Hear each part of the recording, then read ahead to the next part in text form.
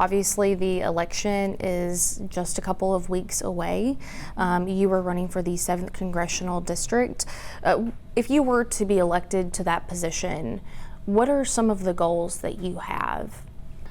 You know, going to Washington, people immediately think about the national issues, and they are important. We've got a lot of problems in this country, but the 7th Congressional District is one of the most impoverished districts in the country.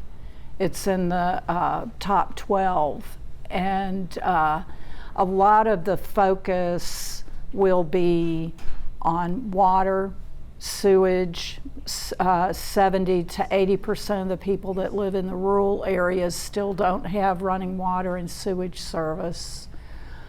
In the towns, the sewage water lines are crumbling. For example, in Uniontown, it's bubbling up in the streets, running down into the creeks, into Selma, into the Alabama River. There are other towns that have similar issues, and it's running into the Tombigbee. Another big issue, and I think it's happening nationwide, but I'm focusing on the 7th District, is hospitals closing. Last December, there were 2 little boys in Pickens County that sat and watched their daddy die Christmas Day because it took 45 minutes for an ambulance to get there. Hospitals are closing. They're throwing a lot of money at some of these hospitals, but it's like a boat with a hole in it. It doesn't matter how much money you throw at it until we address the issues with Medicaid, Medicare, with the insurance companies that aren't reimbursing at the same rate as they do places like here in Birmingham. It's just going to continue to lose money and close. And I can keep on and on about it because they just announced the closing of the hospital in Thomasville. There was one down in Choctaw County where they threw $1 million at it, but they left out the part where they closed the maternity ward, and now expecting mothers have to drive all the way to Tuscaloosa. Jobs, the highest unemployment rate in Alabama is in District 7. There are things like, I've learned a lot as I've traveled. We are number 1 and number 2 in the catfish industry in the country. And most of those catfish farms are in District 7. Well, when Biden and Harris lowered the tariffs for catfish coming into the country, it directly affected the catfish farms in District 7. Same thing happened with the cattle ranches when they allowed meat to come in. And as you see, I can go on and on because I originally got into this race because of education. I'm a former teacher, principal, Alabama State Teacher of the Year, and that is a huge concern to me because the schools that are failing the most in Alabama are in District 7. Way down into the Black Belt, and I believe there is a solution for that. What are the solutions? You've named a lot of different issues that you see. What are the solutions? How do you attack those issues? All right, with education, having been a State Teacher of the Year, I've been on, I can't tell you how many committees, task force. I've been to the State Department here in Alabama.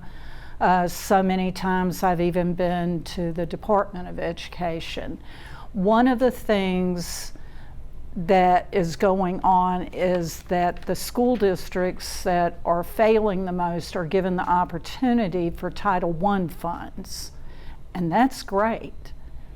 That Title I money is supposed to equate where school districts can have the same things like they have in Hoover and Mount Brook. But that's not happening because the federal government not only gives our taxpayer dollars to these school districts, they are putting mandates. And it's the mandates that are hurting the children.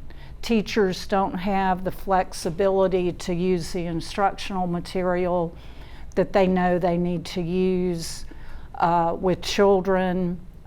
They have very little flexibility. They're told what to do, how to do it, when to do it. And I believe that our children are just as smart as anybody else's. And our teachers are just as good as teachers anywhere in this country. But we have never given the teachers the opportunity to instruct as we know they can, nor have we given the children the opportunity. IVF, in vitro fertilization, is a huge topic of conversation since March, when the Alabama Supreme Court made their decision that kind of threw the industry into some questions, and now there's conversation of federal protection for IVF. Do you think that there should be federal protections for IVF? You know, I'm in favor of the federal government staying out of things, but you know, I also know I have friends that is how they were able to have children. So I'm in favor of us in this country, and it's not just with this issue. It's like we do things intentionally to divide, and it's all about party instead of people.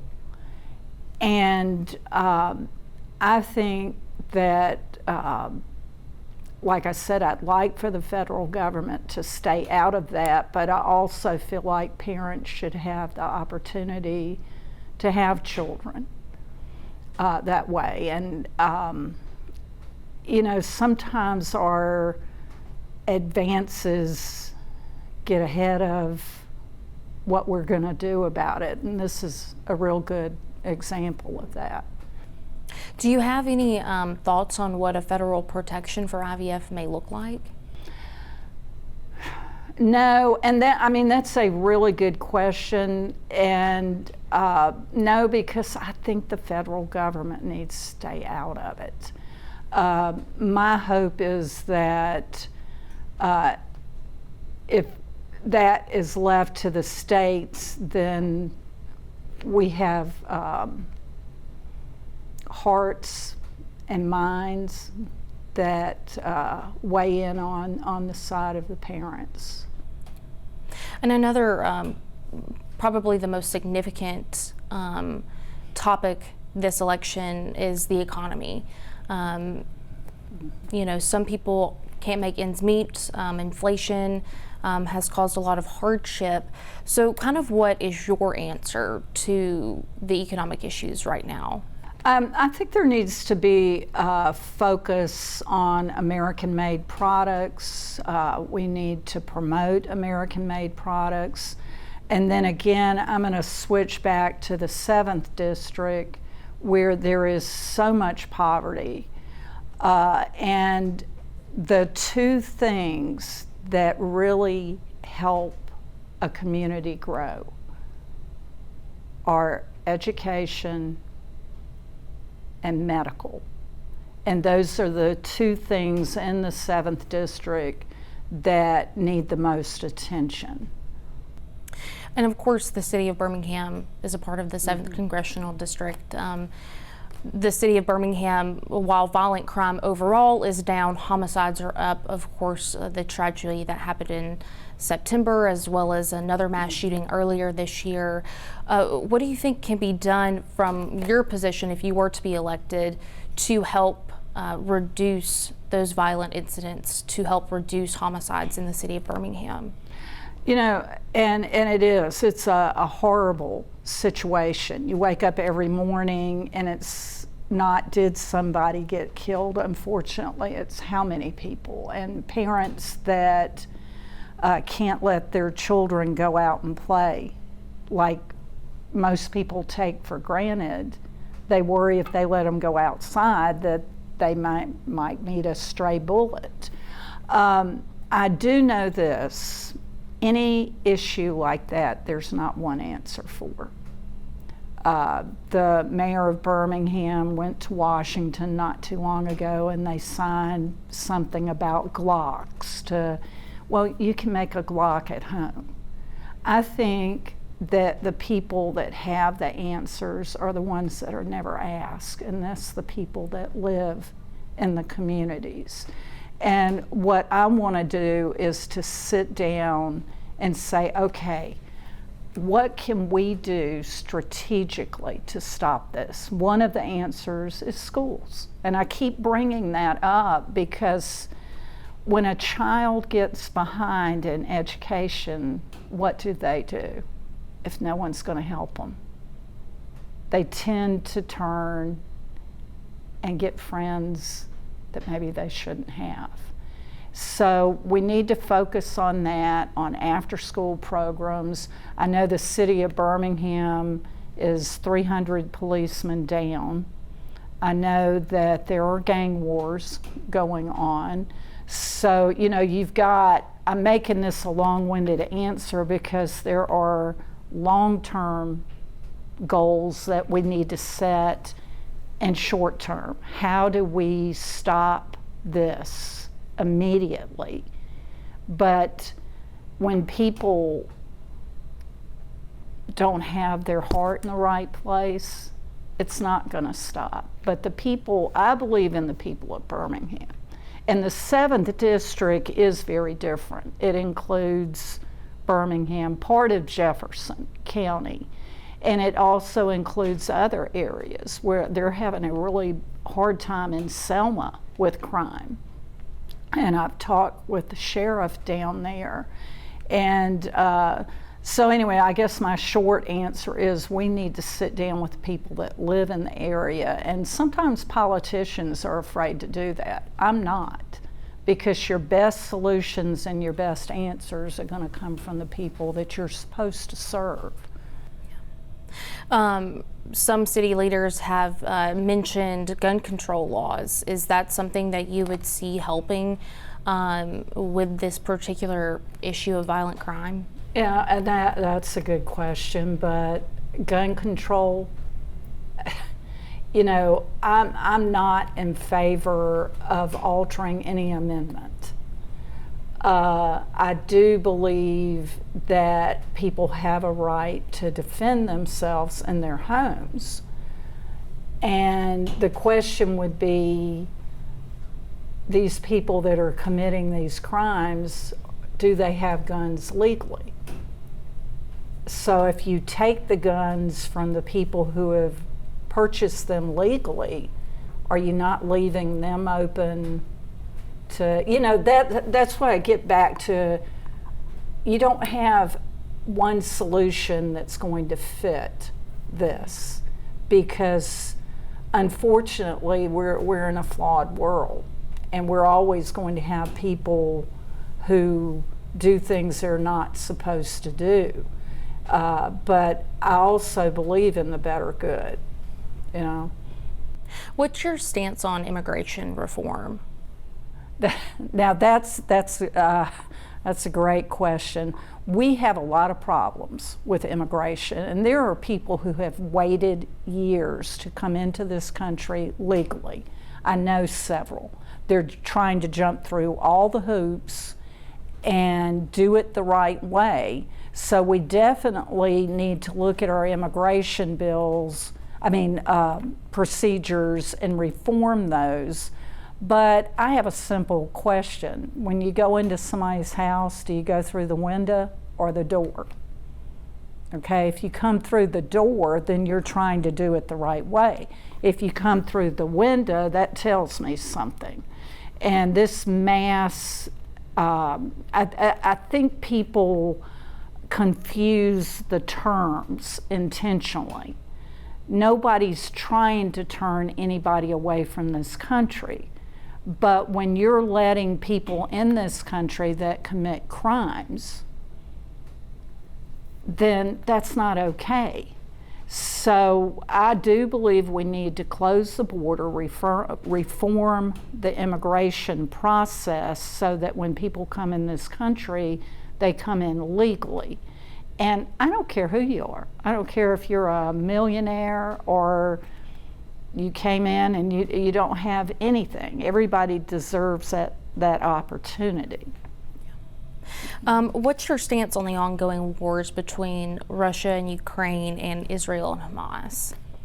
I don't at this point see our leadership addressing and trying to get some closure to these issues. And, sometimes there's a balance between how much the United States needs to be involved and how much we should back off. The problem I have is like with the Ukraine, we're sending billions of dollars over there. We have 37,000 homeless veterans. We have people in District 7, where I live, that have to buy water every day to cook with and drink. And we don't know, in a lot of cases, how is that money being spent in the Ukraine. Who's getting that money? There are a lot of questions, and I believe every time as a country, when we try to finance wars or to assist other countries, we need to know what that money is being spent on and who's getting it and where is it going and why. And again, I think it's time in this country that we need to start taking care of ourselves. Like I said, 37,000 homeless vets. We are wasting millions and billions of dollars with, I think it was 63% of the money that was spent at the Defense Department last year they can't account for. That's ridiculous. That could, see, and I keep going back to the 7th District, that could put music and art in the schools down there. They don't have music and art. That could provide a way to address these sewage and water issues, these hospital issues, the corridor, we hadn't talked about that. That's the highway to nowhere. That Mobile is supposed to be supposed to be the largest port in the nation in the next few years, and we need that corridor. If that corridor is finished going through District 7, it will help with the economy.